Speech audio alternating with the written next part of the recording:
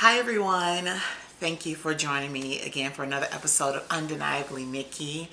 I am actually coming to you guys today with a little bit of a different tone. I'm coming with a very heavy heart just because of everything that is going on right now in our country. As everyone knows, we lost another black brother this week to just murder, to be blunt, to murder at the hands of a police officer. And it has been something, as it always does, that has truly bothered me and hurt my heart and my soul. This week I have been very emotional about it. I have been very angry and very hurt at the fact that 46-year-old George Floyd, his life was taken by a person who has a job to protect and serve the community. So, as you guys know, George Floyd was arrested for using a counterfeit $20 bill. And with all the video that has been released, every single angle has showed that he complied to the arrest. Was not fighting it based on all the video that has been released. But for some reason, one of the officers felt the need, and I don't even want to say his name, Derek Chauvin. I really don't want to say his name because I don't even think he deserves for his name to be said. I only want to focus on George Floyd. He felt the need to kneel on George Floyd's neck for more than 8 minutes and continue kneeling even 3 minutes past when he was unresponsive. Now, I have not seen the video in its entirety. It is honestly too hard for me to see it in its entirety. I have only seen what is shown in news reports. I tried to go watch it and I just couldn't because it's just heartbreaking. But I've been wrestling with even talking about this on my vlog because I try to, keep it uplifted and inspiring and fun, and I am not in an uplifting and inspiring mood right now. My heart is so heavy. I'm angry. I'm hurt. And I'm tired of this happening to our people. I'm tired of this blatant disregard for our life. I'm tired of seeing that happen. I'm tired of people approaching situations with us with their bias and their hate, and it ends up in situations like the one with George Floyd. So, but with that said, I feel like I need to say something. George is not here to say anything. There's so many others who have come before him, Freddie Gray, Philando Castile, just so many other, Ahmaud Arbery, who wasn't killed by an officer, but he was killed by a vigilante. Two white men who were being vigilantes. And 3 technically, because the one who took the video was arrested too. I'm just hurt. And so right now in our country, there's so much protest that's happening. There's so much protest in so many states, so many cities, because people are just tired of the bullshit. People are hurt. People are outraged. Enough is enough. I know we are a mighty people. I know we are a strong people. But it's like, how much do we have to continue to endure? How much racism, systematic racism, how much prejudice, actions and prejudices do we have to just deal with and endure before more people are standing up and trying to do their part to stop it. You know, with all the protests that's going on right now, we've even had some in here in Las Vegas. You know, I wish I could be a part of it. I can't, because as a person of the media, I am not allowed to. But I wish I could, because enough is enough. And I'm just trying to talk from the heart right now. I tried to get together a format of how I was going to do this, and, you know, talk about some other things and talk about some celebrities who have stepped up and kind of keep it on brand with what my channel is. But I can't do that. I can't do that. All I can do is just talk from the heart. And from the heart, what I want to say, what I want to implore to so many journalists out there who may look at this, what I want to implore and ask of you is to be responsible. Because what I'm seeing right now is that a lot of news outlets are changing the narrative. They are taking away the narrative of focusing on George, and they're focusing on the protests that have turned into, in some cases, rioting and looting. And you can report on the rioting and looting because that is a part of your job as journalists.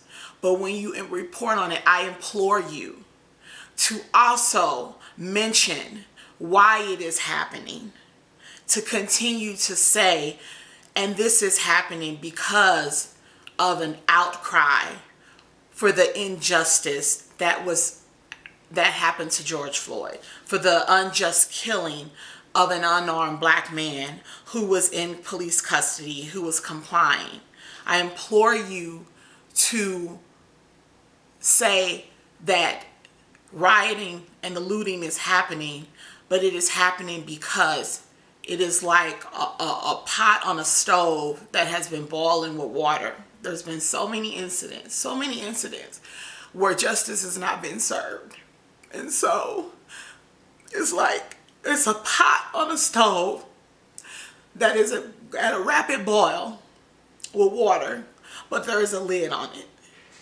At some point, that water is going to spill out. It is going to spill out, and that is what you are seeing with the cases in which protests have turned into rioting and looting. People are hurt. People are angry. People don't know what to do because there's been so many instances where people have been shot and killed by the police or killed in some other form, and people have said, well, they should have just complied. Why didn't they just comply? Just comply. But here's a case with George Floyd where you have a man who is literally complying, and he is still viciously killed. Like, what more do we have to do to not be a threat? He was not a threat. He was on his stomach with handcuffs behind his back. His hands were cuffed behind his back. There was no need to kneel on his neck for more than 8 minutes while 2 other officers held him down.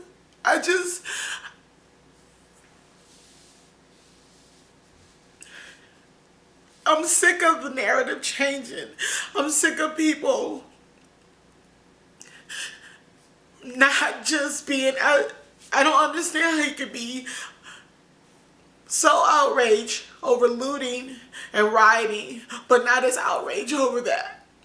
You should be more outraged over that. And if you're outraged over that, you should understand why things have built up to what it has become. I'm just like, I've been dealing with that this week, plus the silence.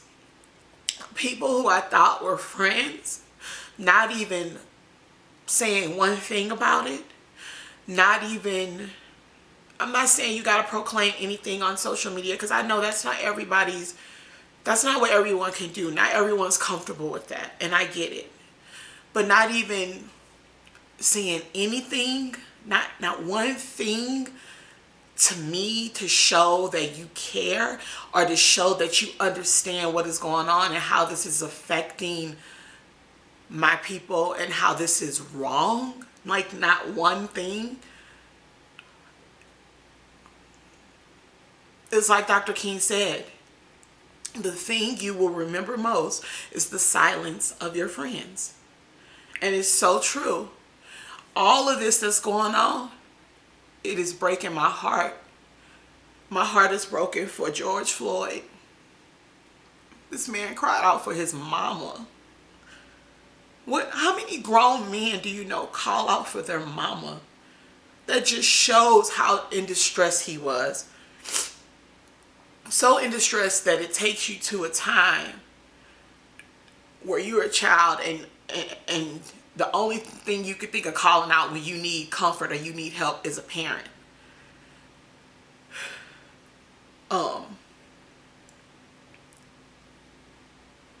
It's just been a lot. It's been a lot, y'all. And I don't know how so many people can sit by and not say anything. And I don't know how so many people can sit by and judge these protesters without understanding or trying to understand how we got here and where it's coming from. I implore everyone to please try to do what you can to just be a better person and try to understand other people besides yourself and what your situation is.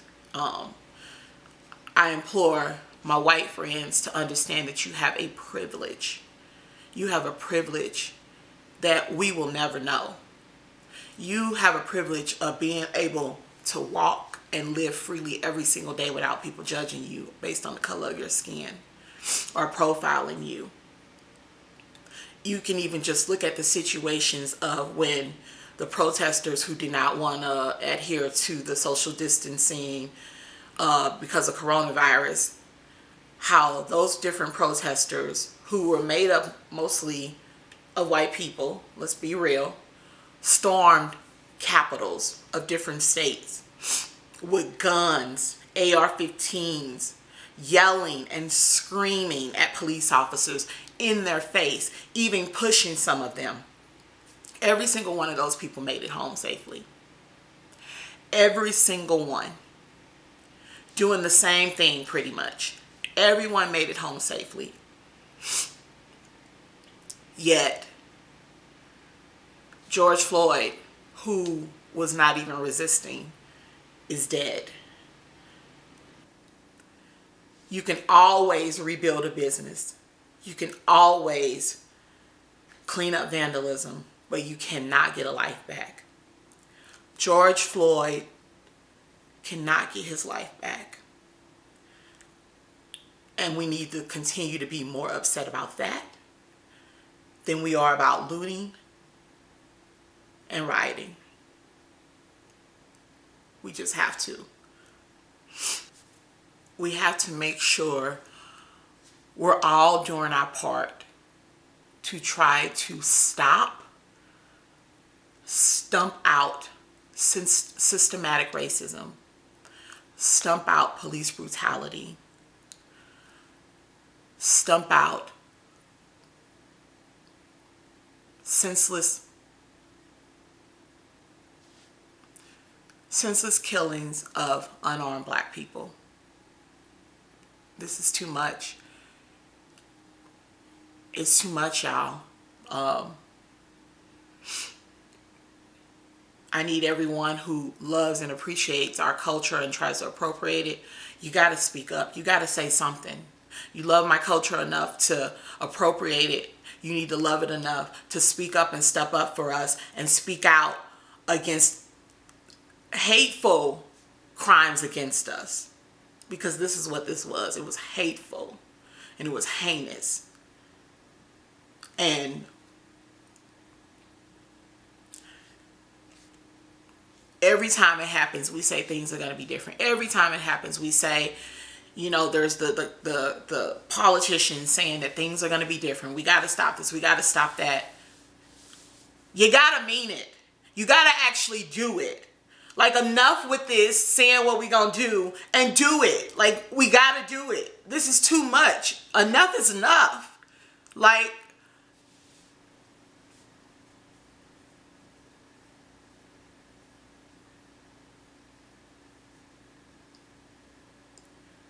I just don't even know what else to say. I'm just much like so many other people. I'm just trying to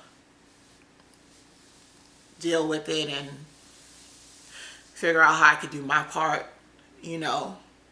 To all my people, I love y'all. I love y'all so much. George Floyd could have been any one of us. It could have been any one of our family members. And that's why it hurts so much, and that's why it hits us so hard. Besides it being senseless and vicious. I pray everyone stays safe. I don't know what else to say. I wish I had some words of encouragement right now, but I don't. I really don't. Because I don't know.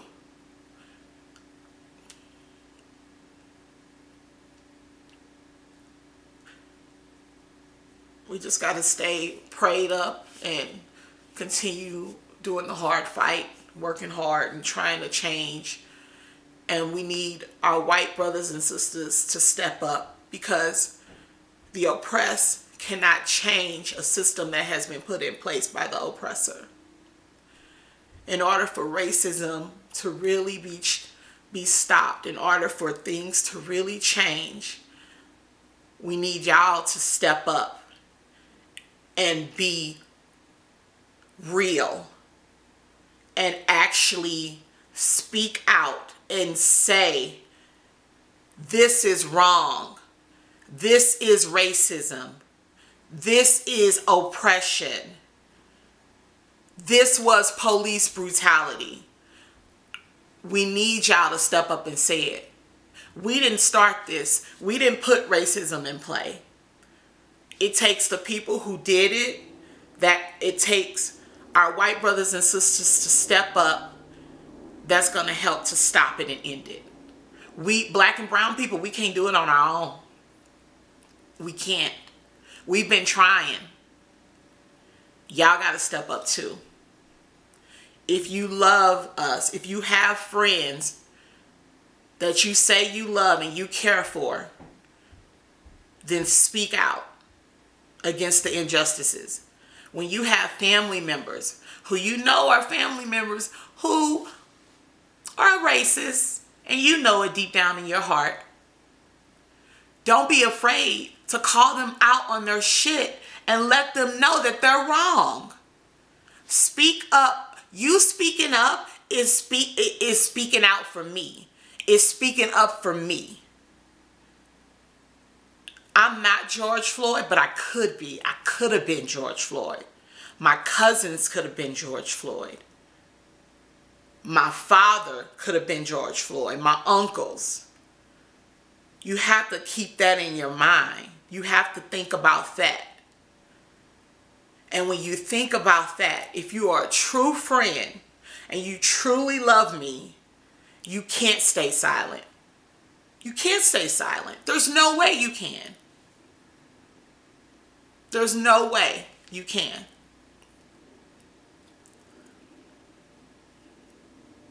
Please, y'all, remember what's important here. Remember what these protests are about. Remember what caused the protests to happen in the first place. Don't get caught up in this narrative of rioting and looting. That's a part of it, But that's not the biggest part of it. The biggest part of it is what led up to it, what has caused it, what has been going on for centuries that has done this. That is what is important. That is what you have to remind people on your timeline who are saying little snarky, slick stuff like that. That is what you have to step up and remind them about.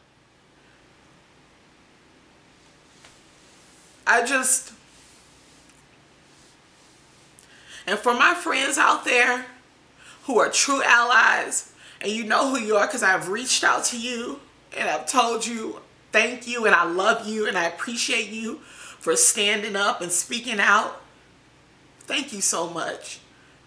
Do not let these hateful people who come on your timeline and try to shame you and say it's a liberal agenda and try to shame you for speaking up against what is wrong. Don't let them keep your mouth. Don't let them make you keep your mouth closed. Continue to educate yourself. Continue to be there and support your black brothers and sisters and your brown brothers and sisters who are going through this every single day, who deal with this every single day, who don't wake up with a privilege that you have, a privilege to walk out and not be judged based on the color of your skin. Thank you so much, and please don't let them sway you. Please. I'm so I feel like I'm shaking. I'm shaking. I don't even know if you can tell, but I'm just like, it's just been a rough time. My rough time is nothing like the family of what George Floyd, their rough time is. So I'll deal with this rough time because at least I still have my loved ones with me. But I understand the pain. I feel the pain. I understand everything that's going on right now and why it is happening. And I just pray that we as a people can somehow try to get some hope, try to feel some hope, try to have some faith out of this, even though it's hard. I was talking to God the other night and I said, God, like, how much more? And I'm a woman of strong faith, but it's like, how much more do we have to, like, why do we keep having to endure this? Like, how much more? It's hard to continue to have that faith and hope that things are going to get better when things just keep going like this. So, but we have to have hope. That's all we have. If we lose hope, what else do we have? We have to keep fighting the good fight, and we have to continue to have hope. And I just want to thank y'all for, just bearing with me today. Like I said, I really was trying to prepare like a rundown of what I could talk about. I was going to talk about this, but then try to bring it back up with something fun and find something fun, but that ain't authentic. That's not my true feelings right now. That's not my true heart right now. My true heart right now is hurt and pain. That is what I'm dealing with right now. And I just want to be raw and real, and I just want to talk to people, and I just want to talk to y'all because I'm hoping that this will help somebody. I'm hoping that this will make someone realize that there is always more that they can be doing to make things better and to help. And if they're not speaking up, hopefully this will make them want to speak up. This will make them want to be brave and be bold and actually be an ally. But I thank y'all again. I love y'all. I love my people. Black people, we are strong. We are mighty. We are beautiful. We are amazing. We are magic. And we will get through this. We have gotten through worse. And we will get through this. Trust me and believe me. I love y'all. Y'all stay safe. call your loved ones. Give them a hug if you're around them. Tell them you love them. Oh, sorry, I got a little snot. And I will talk to y'all next week. I love y'all. Bye. And rest in peace, my brother, George Floyd. Please, rest in peace. Bye, guys.